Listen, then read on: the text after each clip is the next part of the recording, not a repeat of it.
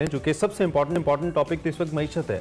अवाम का चूल्हा जलना है। IMF के सामने हुकूमत ने बिलाखिर हथियार डाल दिए हैं। सख्त शराइत पर अमल शुरू हो गया है। पहली शर्त रुपए का फ्री फॉल है, डॉलर कैप खत्म करना है और इसके असरात भी सामने आए हैं। कल डॉलर ऐसा छलांगे मारता हुआ ऊपर गया कि वी कुडंट स्टॉप इट। एक ही दिन में तमाम रिकॉर्ड्स तोड़ते हुए जो अमेरिकन करेंसी US डॉलर है वो highest level ever in the history, इसके ऊपर उसने जाके हिट किया। और जिसे कहते हैं ना, रुपया तो 2 टके का भी नहीं रहा। इंटर बैंक में डॉलर 255 रुपए और ओपन मार्केट में 260 रुपए तक पहुंच गया इस वक्त जो ट्रेड हो रहा है। और सिर्फ 5 रुपए का फर्क है। इसके साथ साथ आइंदा दिनों में डीजल, बिजली, फ्यूल, दीगर चीज़ें, पेट्रोल वगैरह महंगा होने का खदशा मौजूद है। लेकिन दूसरी जानिब समहाउ एक अच्छी खबर भी है, वो आप देते हैं। अच्छी खबर यह है कि IMF ने प्रोग्राम बहाली का ग्रीन सिग्नल दे दिया है। पाकिस्तान और IMF के दरमियान मुज़ाकरात का शेड्यूल तय पा गया है। IMF का मिशन जो है वो 31 जनवरी से 9 फरवरी तक पाकिस्तान का दौरा करेगा। वक्त में जो वक्त की बात करें उसमें FBR, नेपरा, वजारत खजाना, ओगरा हकाम से मुलाकात करेगा। मुज़ाकरात कामयाब होने की सूरत में पाकिस्तान को $1 अरब की किस्त मिल जाएगी। लेकिन जो बरतानवी जरीदा है फाइनेंशियल टाइम्स, उसने मुल्क की मईशत से मुतल्लिक खतरे की एक बड़ी घंटी बजा दी है। रिपोर्ट में कहा गया है कि ज़र मुबादला के ज़खायर इंतहाई कम है। पाकिस्तान की मईशत तबाही के दहाने पर। बिल्कुल, और ये रिपोर्ट बड़ी अलार्मिंग है। लेकिन अगर हम IMF का पुल अबूर कर लेते हैं, दीगर जो फाइनेंशियल इंस्टीट्यूशंस और हमारे दोस्त ममालिक जिनकी हमारे साथ कमिटमेंट है वो पूरी होती हैं, तो सूरत हाल बेहतर हो सकती है इंशाअल्लाह। Doctor Abid Qayyum Sulehri once again हमारे साथ मौजूद हैं, उन बात करते हैं। डॉक्टर साहब सुबह बखैर, कैसे हैं आप? कैसी हुई आपकी सुबह डॉक्टर साहब? जी बहुत शुक्रिया। बस ये सारी आपकी खबरें देख रहे हैं और सुन रहे हैं। बस खबरें कुछ अच्छी तो नहीं है डॉक्टर साहब, लेकिन बात करना बड़ा लाजिम है। और मैं समझता हूं कि हर दौर में मुल्कों और कौमों के ऊपर मुश्किल वक्त आते हैं और अल्लाह के फजल से अगर हम कोशिश करें तो इंशाल्लाह हम जरूर इससे निकलेंगे। आप माहिर मईशत हैं, ज़्यादा बेहतर तरीके से मामलात को समझते हैं। एक तो ये जो IMF की तरफ से हमें कुछ ग्रीन सिग्नल मिला है, डॉलर की कैप हमने रिमूव की है, इन दोनों चीज़ों का सर क्या इम्पैक्ट है, क्या एनालिसिस है आपका इस करंट सिचुएशन पे? देखिए, ये देर आयद दुरुस्त आयद है। अगर ये साथ साथ होता रहता सितंबर से ऑनवर्ड तो शायद इतना बड़ा झटका जो है वो ना आता। लेकिन चूंकि ओपन मार्केट में ऑलरेडी यही रेट चल रहा था तो लोग जहनी तौर पे जिनको डॉलर चाहिए होता था वो तैयार बैठे थे। हुआ सिर्फ ये है कि आपके जब इतनी स्टीप डेप्रिसिएशन होती है तो ना सिर्फ हमारी इंटरनल मार्केट बल्कि रेटिंग एजेंसीज जो है वहाँ पे एक मैसेज नेगेटिव जा रहा होता है। लेकिन इसकी जो पॉजिटिव साइड है वो ये है कि ये एक देरीना मुतालबा है IMF का कि आप मार्केट रेट के मुताबिक, यानी अगर आपके पास सप्लाई ज्यादा है डॉलर्स की तो उसका रेट कम होगा, अगर सप्लाई कम है, डिमांड ज्यादा है तो रेट बढ़ जाएगा। तो IMF यही कहती है कि जी आप इसमें इंटरवीन ना करें। वो इंटरवेंशन अब खत्म हो गई। अब 2-3 और चीजें मेरा ख्याल हो रही होंगी। एक तो 1 फरवरी को होपफुली हुकूमत पेट्रोलियम प्राइसेस में लेवी का जो इम्पैक्ट है वो कंप्लीट डाल दे और उससे भी जान छुड़ाए। जो सेकंड शर्त है कि डीजल की PDL को पूरा करना है। और तीसरा एक मिनी बिल जो है तकरीबन को 200 अरब रुपए के नए टैक्सेस वो आ रहा होगा। और चौथी चीज जो है वो बिजली और गैस का टैरिफ। लेकिन देखिए, इस वक्त हमें 2 सूरत हाल को आपस में कंपेयर करना है। एक है कि चीजें बहुत महंगी हो जाएंगी, हाँ महंगाई आएगी। दूसरी है कि चीजें सिरे से अवेलेबल ही ना हो और आप लाइनों में खड़े हो और मारामारी कर रहे हो। ठीक है। तो मेरा ख्याल है कि उस सिचुएशन से महंगा मिलना बेहतर है। अच्छा डॉक्टर आबिद क़य्यूम सुलहरी साहब, जिस आपने खुद भी कहा पहले बात के आगाज में कि देर आए दुरुस्त आए, IMF के पास जाना, जब ये हुकूमत आई थी तब भी इन्होंने बड़ी कोशिश की थी कि दोस्त ममालिक से राबते करके चीज़ों को बेहतर किया जाए। और हमने IMF के पास जाने में तकरीबन 10 माह की डिले किया है बहुत सारी निगोसिएशंस का। आपको लगता है कि जो 10 माह में मईशत को नुकसान हुआ है उसके बाद अब IMF के पास जाना, ये जो हम इतनी ज़्यादा महंगाई के हवाले से बात कर रहे हैं कि हर चीज़ में अब एक जो कह लें ड्रास्टिक किस्म का हाई पाने वाली है, हाई होने वाले हैं रेट्स, तो ये बेहतर था कि हम पहले चले जाते हैं और अब जब हम जा रहे हैं तो ये ज़्यादा बर्डन आ रहा है आवाम के ऊपर। देखिए, ये वाला जो था फेज ये पिछली हुकूमत में असद उमर साहब के जो वजारत खजाना था उसमें भी आया था। लेकिन उसमें दोस्त ममालिक जो थे IMF के साथ अपनी मशरूत को कंडीशनल नहीं कर रहे थे। तो हमने देखा कि वो जो पहला साल था PTI हुकूमत का, IMF में नहीं गई हुकूमत, उस वक्त। लेकिन सऊदी अरब, चाइना, यूएई, कतर, इन ममालिक ने वो डिपॉजिट्स दिए, फंड्स दिए। अब हालात चेंज हो रहे हैं और बड़ा क्लियर मैसेज मिलने के बाद डावोस में सऊदी वजीर खजाना से कि जी जब तक मुल्क जो है वो अपने अंदर इंस्टीट्यूशन रिफॉर्म्स नहीं करेंगे, वो किसी किस्म की उनको सपोर्ट नहीं दी जाएगी।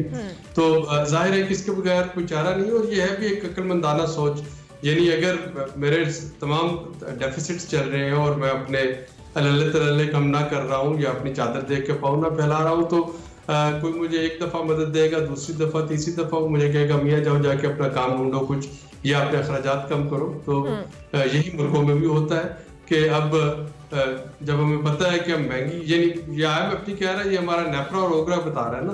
तो नेपरा में बताता है कि जी बिजली महंगी पैदा हो रही है, बिजली का रेट बढ़ा दें। हम कहते हैं कि जी नहीं बढ़ाएंगे, इससे वोटर ना खुश होंगे।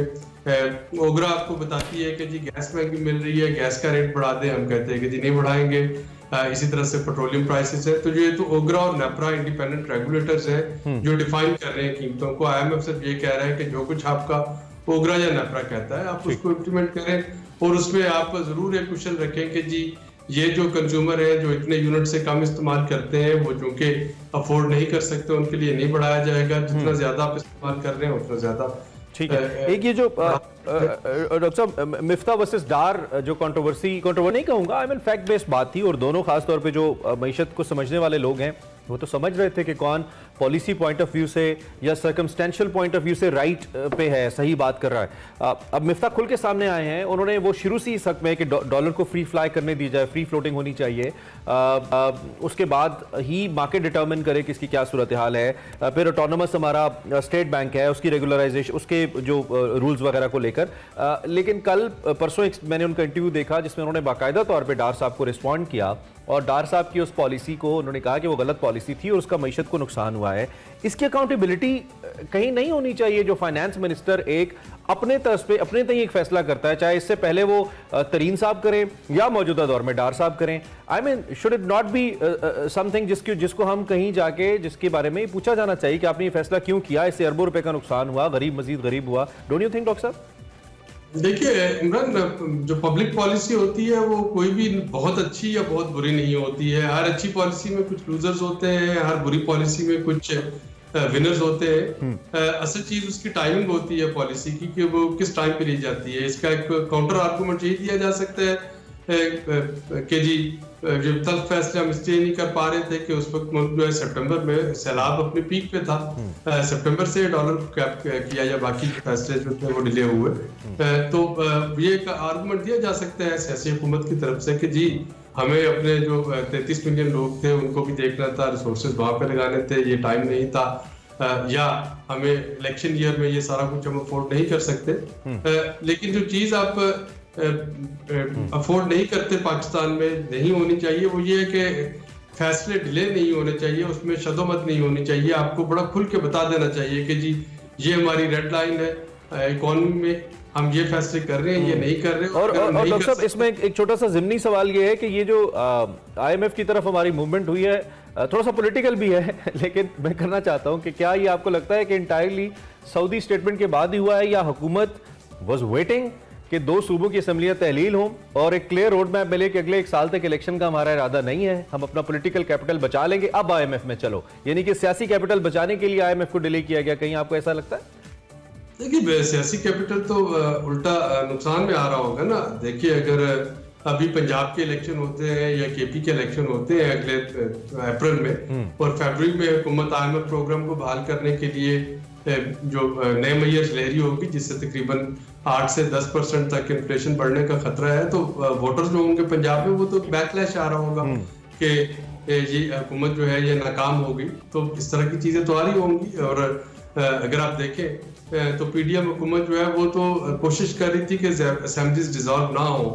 जो पंजाब में नो कॉन्फिडेंस मूव आया था वो तो इसीलिए था ना कि असेंबलीज जो है हुकूमत नहीं जा रही थी, वफाकी हुकूमत, तो उसको पंजाब में एक नया इलेक्शन फेस करना पड़े। तो अगर मैं इसको सियासी लिहाज से देखता हूँ तो मेरा ख्याल है कि सियासी लिहाज से ये असेंबलियों का डिसॉल्व होना शायद हुकूमत के लिए एक ज्यादा चैलेंज है IMF के प्रोग्राम पे करना। ये सऊदी स्टेटमेंट और आपका देखिए चाइना ने भी तो 2 महीने से अनाउंस कर रखे हैं और बाकी चीजें, लेकिन वहां से भी ताखीर होती चली जा रही है, सऊदी अरब से भी ताखीर हो रही है। तो इस वक्त हुकूमत के पास एक ही रास्ता है कि IMF का प्रोग्राम जो है, एक ही रास्ता है IMF के पास जाना। अच्छा डॉक्टर आबिद करीम साहब, जो फाइनेंशियल टाइम्स की एक रिपोर्ट आई है वो बड़ी अलार्मिंग है। उन्होंने कहा है कि पाकिस्तान के पास ज़र मुबादला के ज़खायर खासे कम हैं और अगर ज़्यादा देर हुई तो फिर ये जो पाकिस्तान की मईशत है इसको नुकसान हो सकता है और ये तबाही के दहाने पर है। इस रिपोर्ट के हवाले से आप क्या कहेंगे? ये सारी चीजें जो है ये तो पिछले 1 साल से बताई जा रही हैं, यानी ये हमारी इकॉनमी है ये एक रात में खराब नहीं हुई और ना ये एक रात में दुरुस्त होगी, रातों रात में ठीक नहीं होगी। तो ये तो आप पिछले साल से देख लें, जो रेटिंग एजेंसीज थी वो मुसलसल इन चीजों पे अलर्ट करती चली आ रही थी और अब भी वो अलर्ट कर रही है। अब देखना ये है कि IMF के प्रोग्राम के फौरन बाद जो बाकी इनफ्लो है वो कितना बेहतर होता है, कितनी जल्दी हम सऊदी अरब और चाइना, UAE इनसे डिपॉजिट्स ले सकते हैं। लेकिन ये एक मैंने पिछले आपके प्रोग्राम में भी कहा था कि एक फर्स्ट एड हम अप्लाई कर रहे हैं। असल जो हेमरेज है उसके लिए इलेक्शन के बाद जो भी नई हुकूमत आएगी उसको एक नया प्रोग्राम IMF का नेगोशिएट करना होगा जो कि इस प्रोग्राम से कहीं ज्यादा टफ होगा। अच्छा। तो जैसे हमें इस स्टेज पे पहुंचने में 1-2 साल लगे हैं, इससे निकलने में भी कम से कम 2-3 साल हमें लग रहे होंगे और वो अगला प्रोग्राम होगा जिसमें अगर हम कंसिस्टेंटली रिफॉर्म्स पे अमल करते रहे तो होपफुली पाकिस्तान की मईशत दोबारा टेक ऑफ कर जाएगी। अच्छा, मेरा अगले सवाल का भी एंगल डॉक्टर साहब वंस अगेन थोड़ा सा पॉलिटिकल है, क्योंकि बहुत गहरा इनफैक्ट बहुत डीप असरात उसके हमने देखा होते हैं। हमारा जो सियासी सेटअप सामने आता है पाकिस्तान का, हमारा डेमोक्रेसी का स्ट्रक्चर ऐसा है कि हमने देखा है हमेशा जो भी हुकूमती जमात होती है वो किसी न किसी दूसरी जमात के ऊपर डिपेंडेंट रहती है। कोई सॉलिड हुकूमत यूजुअली नहीं आती है जो कि अपने फैसले कर पाए और फिर उसकी पॉलिसी के अंदर कंटिन्यूटी भी हो, क्योंकि हुकूमत चेंज होती है, पॉलिसीज तब्दील हो जाती हैं। इस वक्त पाकिस्तान आज से 3 महीने बाद जाए, 6 महीने बाद जाए, जब भी जो भी टाइम आता है इलेक्शन का, जब इलेक्शन में जाता है, एक स्टेबल गवर्नमेंट कितनी इंपॉर्टेंट है? स्टेबल इन अ सेंस एक तगड़ी गवर्नमेंट जिसके पास नंबर्स हों, जो फैसले कर सके, पॉलिसीज बना सके और कम से कम अगले 5 साल तक उनको चला सके। कितना जरूरी है पाकिस्तान के लिए आपके ख्याल में? देखिए स्टेबिलिटी जो है वो तो इकोनॉमी के लिए प्री रिक्विजिट है ना। इकोनॉमी के लिए किलर जो है वो तो अनसर्टेनिटी है। लोग जो थे पिछले चंद माह से वो डॉलर जो है उसकी अनसर्टेनिटी से ज्यादा तंग थे कि ये कहाँ पे जाकर रुकेगा, 270 पे, 250 पे, 240 पे, बनिस्बत इस पे कि वो कहते कि डॉलर जो है वो महंगा क्यों हो रहा है। तो बल्कि अगर आपको प्राइवेट सेक्टर और बिजनेस कम्युनिटी की डिमांड्स को याद करें तो वो कह रहे थे कि जी आप एक ही दफा बढ़ा के हमें बता दें कि 1 साल में ये रहेगा ताकि हम अपने इम्पोर्ट एक्सपोर्ट बाकी जो बिजनेस के सारे प्लान्स हैं उसके मुताबिक एडजस्ट कर सके। तो एक सर्टेनिटी जो है वो तो हर हाल में जरूरी है। लेकिन अब यूटोपिया में तो हम नहीं रह रहे। जाहिर है कि प्रैग्मेटिक सियासत पे आपको जोड़ तोड़ करने पड़ रहे होते हैं। जो असल चीज है वो ये है कि जो भी जमात हुकूमत बना रही हो या जमातें हुकूमत बना रही हो उनमें ये क्लैरिटी होनी चाहिए कि कब उनको हुकूमत नहीं करनी। तो अगर वो समझे कि जिन असूलों को, जिन वैल्यूज के लिए उन्होंने हुकूमत बनाई उन पर कंप्रोमाइज हो रहा है तो उनके पास ये करेज होनी चाहिए कि वो कहें कि जी हम इसको चलाना चाह रहे थे, नहीं चला पाए, हम इसको हुकूमत को छोड़ रहे हैं। एग्जैक्टली वही चीज जो कि लिज ट्रस ने की यूके में। तो वजीर आजम बनी, उन्होंने टैक्सेशन कम की और बहुत सी मुराद का ऐलान किया। उनको लगा कि यूके जो है वो तो रिसेशन में जा रहा है, नहीं कर पाएंगी, वो बड़े आराम से साइड पे हो गई। तो जो आपके जोड़ तोड़ के साथ हुकूमत बनाना या सियासी कॉम्प्रोमाइज करना ये बुरी चीज है। डॉक्टर साहब आपने जिक्र भी जी, आपने बड़ा इस आम नुक्ते का जिक्र कर दिया। मैं चाहता हूँ इस पे भी आप जरा कमेंट करते चलेंगे। जो आपने इंग्लैंड का नाम लिया, यूके का, बड़े बुरे हालात है वहाँ पे। लोगों का जो लिविंग स्टैंडर्ड है वो बड़ा कॉम्प्रोमाइज होना शुरू हो गया है और ये रिसेशन बहुत बुरी तरह हिट कर रहा है। और उससे पहले वहाँ पे जो ह्यूमन रिसोर्स है उसका भी बड़ा फुकदान है। They also need a new human resource. पुराना भी अकोमोडेट नहीं हो पा रहा है और ये ओबियसली इसका इम्पैक्ट पाकिस्तान, भारत जैसे ममालिक पे भी आता है जिसका एक बड़ा ह्यूमन रिसोर्स वहाँ पे काम करता है। इसकी वजह आप क्या देखते हैं और इसका इम्पैक्ट आप आने वाले वक्त में क्या देख रहे हैं ओवरऑल? देखिए यूक्रेन वार जो है, यूक्रेन वार के बाद हमने देखा कि यूरोप में एक टफ टाइम आया। यूके जो है, यूके ब्रेक्सिट के बाद से उसकी अपनी मुश्किलात थी। यानी यूके में भी एक पॉलिटिकल पॉपुलैरिटी की वजह से एक नैरेटिव बना, ब्रेक्सिट हो गया, ईयू से अलहदा हो गए। तो ईयू से अलहदा होकर वो ऑलरेडी उसकी अपनी मुश्किलात थी। जब ये यूक्रेन वॉर शुरू हुई तो ये एग्रावेट होकर चीजें सामने आना शुरू हो गई।